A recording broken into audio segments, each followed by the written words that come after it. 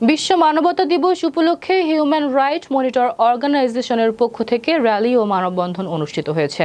মঙ্গলবার সকালে হাইকোর্টের সামনে থেকে ঢাকা জাতীয় প্রেস ক্লাবের সামনে এসে র্যালি নিয়ে প্রেস ক্লাবের সামনে এসে মানববন্ধন অনুষ্ঠিত হয়।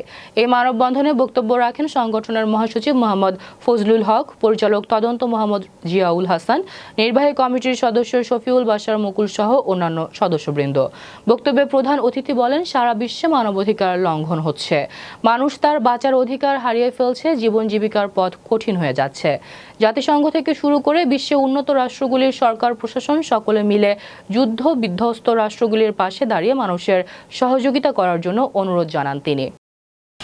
1948 সালে জাতিসংঘের ঘোষণা অনুযায়ী এই 10 ডিসেম্বরকে বিশ্ব মানবাধিকার দিবস হিসেবে ঘোষণা করা হয়েছে এবং তারই সাথে সাথে বিশ্ব মানবাধিকার দিবসের 30টি আইনকে সারা বিশ্বে প্রতিষ্ঠিত করার জন্য জাতিসংঘ ঘোষণা করেছে এবং জাতিসংঘের মানবাধিকার সংস্থা সারা বিশ্বে এই মানুষের অধিকার সুরক্ষার জন্য এই 30টি আইনকে সারা বিশ্বে প্রতিটা দেশে তাদের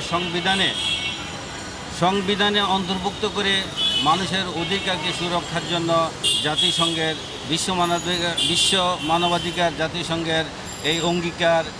আমরা বিশ্ব নেতৃবৃন্দকে আহ্বান করব যাতে সারা বিশ্বে শান্তি বিরাজ করে। জাতিসংঘের মানবাধিকার সংস্থা অনুসারে প্রত্যেকটা দেশে যাতে শান্তি বিরাজ করে, সেই জন্য আমরা আজ এই 10 ডিসেম্বর বিশ্ব মানবাধিকার দিবসে আমরা উদাত্ত আহ্বান জানাচ্ছি। এই মানবাধিকারের মাধ্যমে সারা বিশ্বেই পালিত হচ্ছে মানবাধিকার দিবসের একটাই উদ্দেশ্য, সেটা কি? বৈষম্য বিরোধী, মানুষের ভিতরে মানুষের অধিকার রক্ষা করা, কেউ কারো অধিকার খর্ব যাতে না করতে পারে। সার্বিকভাবে আমরা হিউম্যান রাইটস মনিটরিং অর্গানাইজেশন একটি অলাভজনক প্রতিষ্ঠান।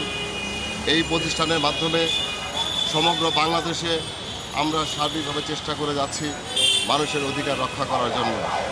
আমরা চাই যে কেউ যাতে কারো অধিকারকে হরণ করতে না পারে, কোনো পুলিশ যাতে কাউকে অনাবিচারে অনাকাঙ্ক্ষিতভাবে কাউকে নির্যাতন না করতে পারে।